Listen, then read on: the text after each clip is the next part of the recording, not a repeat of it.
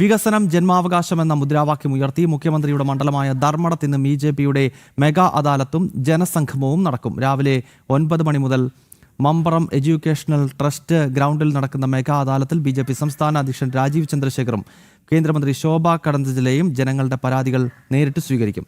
മിഥുൻ പിള്ള അവിടെ നിന്നും ചേരുന്നുണ്ട്. മിഥുൻ, ഈ അദാലത്ത് ആരംഭിച്ചോ?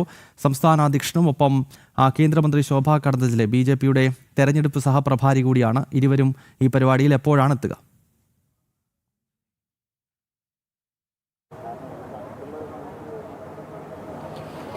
ഗൗതം, ഞാനിപ്പോൾ നിൽക്കുന്നത് ഈ മെഗാ അദാലത്ത് നടക്കുന്ന ഗ്രൗണ്ടിലാണ്. അല്പസമയത്തിനകം തന്നെ പരിപാടി ആരംഭിക്കും. BJP സംസ്ഥാന അധ്യക്ഷൻ രാജീവ് ചന്ദ്രശേഖറും അതുപോലെ തന്നെ കേന്ദ്രമന്ത്രി ശോഭ കരന്തലജെയും ഉൾപ്പെടെയുള്ള ആളുകളാണ് ഇതിൽ പങ്കെടുക്കുക. മാത്രമല്ല, കണ്ണൂരിൽ നിന്നുള്ള രാജ്യസഭാ MP C സദാനന്ദൻ മാസ്റ്ററും ഈ ഒരു പരിപാടിയിൽ പങ്കെടുക്കും. സംസ്ഥാന അധ്യക്ഷനും അതുപോലെ തന്നെ കേന്ദ്രമന്ത്രിയും ആളുകളിൽ നിന്ന് നേരിട്ട് ഈ അദാലത്തിൽ പരാതികൾ സ്വീകരിക്കുന്നു എന്നുള്ളതാണ് എടുത്ത് പറയേണ്ടത്. ഈ പരിപാടിയുമായി ബന്ധപ്പെട്ട് ഇതൊരു ചരിത്ര നിയോഗം തന്നെയാണ്. മാത്രമല്ല, മുഖ്യമന്ത്രിയുടെ മണ്ഡലത്തിലാണ് ഈ പരിപാടി നടക്കുന്നത് എന്നുള്ളതാണ് ഏറ്റവും വലിയ പ്രത്യേകത. നമ്മോടൊപ്പം ഇപ്പോൾ BJP സൗത്ത് ജില്ലാ പ്രസിഡന്റ് ബിജു ഏളക്കുഴി ചേരുന്നുണ്ട്. ശ്രീ ബിജു, എങ്ങനെയാണ് ഈ ഒരു പരിപാടിയെ സംബന്ധിച്ച് BJP കാണുന്നത്? 10 വർഷമായി കേരളം ഭരിക്കുന്നത് പിണറായി വിജയനാണ്. പിണറായി വിജയനും ടീമും പറയുന്നത് ഈ രാജ്യത്തെ ഏറ്റവും വികസനമുള്ള ഒരു സംസ്ഥാനമാണ് കേരളമെന്നാണ്. അത് ഇന്നുകൊണ്ട് പൊളിയും. അതിദരിദ്രർ, വീടില്ലാത്തവർ, ഗ്രാമങ്ങളിൽ സഞ്ചാരയോഗ്യമില്ലാത്തവർ, വ്യക്തിഗത ആനുകൂല്യങ്ങൾ ലഭിക്കാത്തവർ, അങ്ങനെയുള്ള ധാരാളം ആളുകൾ ഈ ധർമ്മടം മണ്ഡലത്തിലുണ്ട്. അതിന്ന് നേരിട്ട് വരികയാണ്. ആ ആളുകൾ ഇന്ന് സംസ്ഥാന സർക്കാർ ഞങ്ങളെ അവഗണിച്ചിരിക്കുന്നു. ഇവിടുത്തെ മുഖ്യമന്ത്രി ഈ മണ്ഡലത്തിലെ ജനപ്രതിനിധിയാണ്. ആ മുഖ്യമന്ത്രി ഈ മണ്ഡലത്തെ അവഗണിച്ചിരിക്കുന്നു. അത് നേരിട്ട് ഇന്ന് കേന്ദ്ര മന്ത്രി ശോഭ കരന്തലജെയുടെയും BJPയുടെ സംസ്ഥാന അധ്യക്ഷൻ രാജീവ് ചന്ദ്രശേഖർജിയുടെ മുമ്പാകെ അവർ വന്ന് അവരുടെ ആവലാതിയും വേവലാതിയും പറയുകയാണ്. കാലത്തിനൊത്ത ഒരു വികസനം പോലും ഈ മണ്ഡലത്തിൽ ഇല്ല എന്നുള്ളതാണ് നമുക്ക് കാണാൻ വേണ്ടി കഴിയുന്നത്. ഇപ്പോൾ ചില റോഡുകൾ ഇവിടെ ടാർ ചെയ്തിട്ടുണ്ട്, ഗതാഗത യോഗ്യമാക്കിയിട്ടുണ്ട് എന്ന് പറയുന്നു. അത് ഇവിടെ എയർപോർട്ട് വന്നതിന് ശേഷം എയർപോർട്ടുമായി ബന്ധപ്പെട്ട റോഡുകൾ, അതും പ്രധാന റോഡുകളൊന്നും തന്നെ വികസിപ്പിക്കാൻ വേണ്ടി കഴിഞ്ഞിട്ടില്ല. എന്നാൽ എയർപോർട്ടിൻ്റെ പേരിൽ ചില റോഡുകൾ ഇവിടെ ബെക്കാടം ചെയ്തതാണ് ഈ വലിയ വികസനം എന്നാണ് പിണറായി പറയുന്നത്.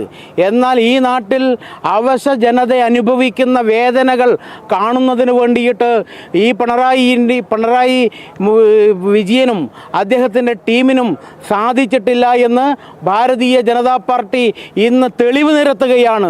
ഈ പരിപാടിയിലൂടെ ധർമ്മടത്തെയും അതുപോലെ തന്നെ കണ്ണൂർ ജില്ലയുടെയും വിവിധ ഭാഗങ്ങളിൽ അവശത അനുഭവിക്കുന്ന, വേദന അനുഭവിക്കുന്ന, അവഗണിക്കപ്പെട്ട, ഈ ഒരു ഗവൺമെൻറ്റിനാൽ അവഗണിക്കപ്പെട്ട ആളുകൾ ഇവിടെ നേരിട്ട് വന്ന് BJPയുടെ ഈ അദാലത്തിലേക്ക് നേരിട്ട് വന്ന് ഈ അവഗണനയുടെ നേർചിത്രം ഇവിടെ അവതരിപ്പിക്കുകയാണ്. എത്രത്തോളം ആളുകൾ എത്തുമെന്നാണ് ഈ പരിപാടിയിലേക്ക് പരാതിയുമായിട്ട് ആയിരക്കണക്കിന് ആളുകൾ പരാതിയും വേദനയുമായിട്ട് ഇവിടെ വരും. ചികിത്സയ്ക്ക് പണം ലഭിക്കാത്തവർ, അതുപോലെ തന്നെ പ്രധാനമന്ത്രി ആവാസ് യോജന എന്ന് പറയുന്ന പദ്ധതി നടപ്പിലാക്കാത്തതിൻ്റെ പേരിൽ വീട് ലഭിക്കാത്തവർ, കുടിവെള്ള പദ്ധതി മുട്ടിച്ചാളുകൾ, ജലജീവൻ മിഷൻ എന്ന് പറയുന്ന പദ്ധതിയിലൂടെ കേന്ദ്ര സർക്കാർ സംസ്ഥാന സർക്കാരുമായി യോജിച്ച് നടപ്പിലാക്കുന്ന പദ്ധതിയാണ് ജലജീവൻ മിഷൻ. എന്നാൽ ജലജീവൻ മിഷൻ്റെ പൈപ്പ് ലൈനുകൾ ഇവിടെ ഇട്ടിരിക്കുന്നു. എന്നാൽ ഒരു വീട്ടിലും ഇന്ന് വെള്ളം ലഭിച്ചിട്ടില്ല. എന്തുകൊണ്ടാണ് വെള്ളം ലഭിക്കാത്തത് എന്ന് ചോദിച്ചാൽ, സംസ്ഥാന സർക്കാരിൻ്റെ ഫണ്ട്, അത് സംസ്ഥാനവും കേന്ദ്രവും ജോയിൻ്റ് പദ്ധതിയാണ്.